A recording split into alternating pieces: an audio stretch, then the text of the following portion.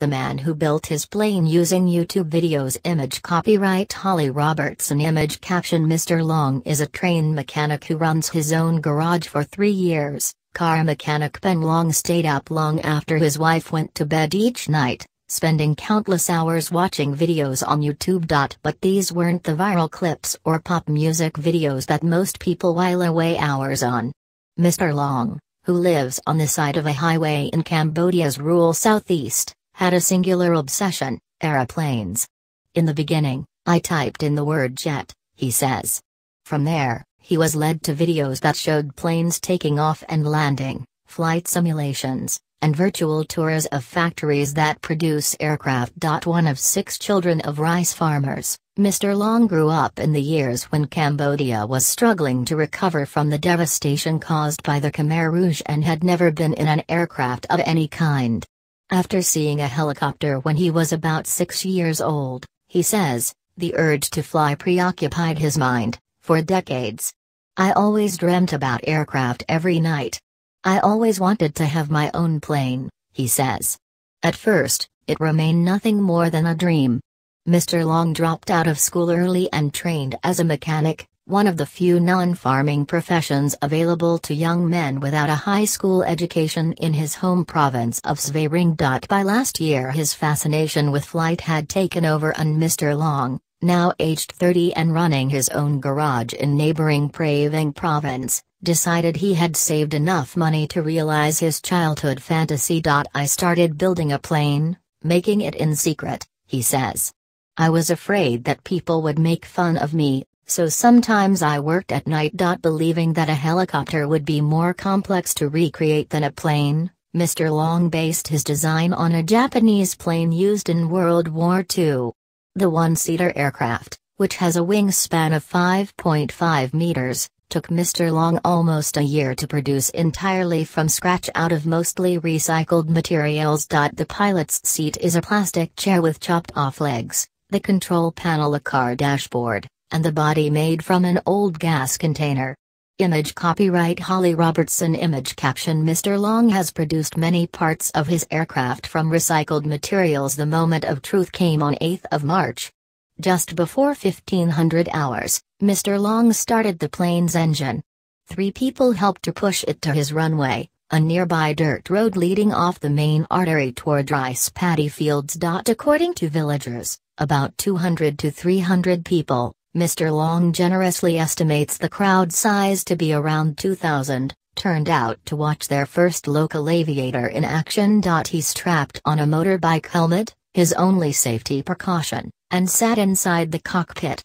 The plane gained speed as he approached takeoff before briefly lifting into the air. Mr. Long says he reached a height of 50 meters, and crashing unceremoniously to the ground. The sound of laughter greeted him on his return to Earth.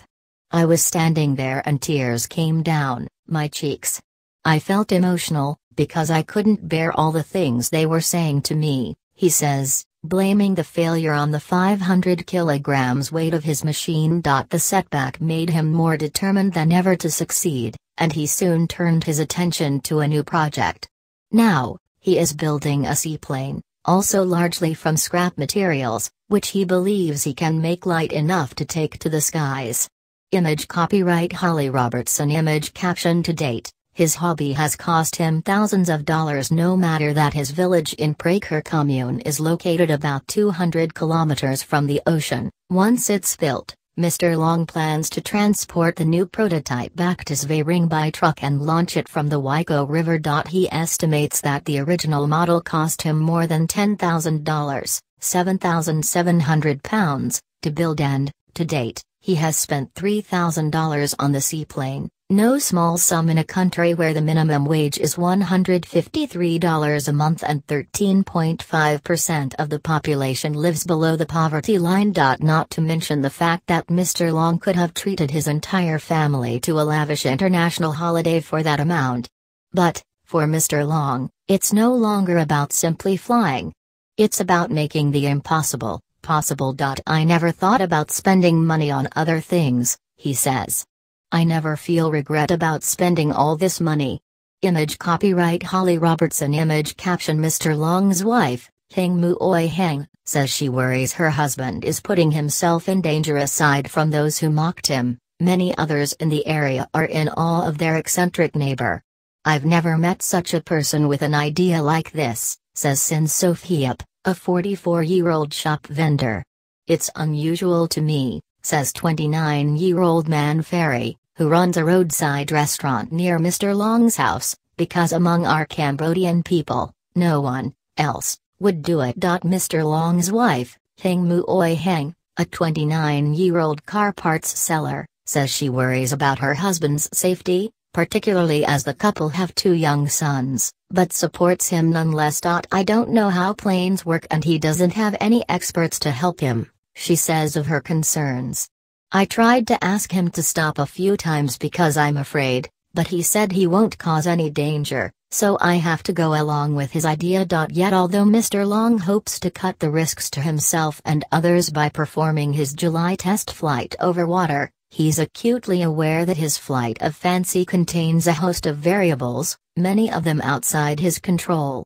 "Danger," he says, "we cannot predict it." Additional reporting by Ouch Sony.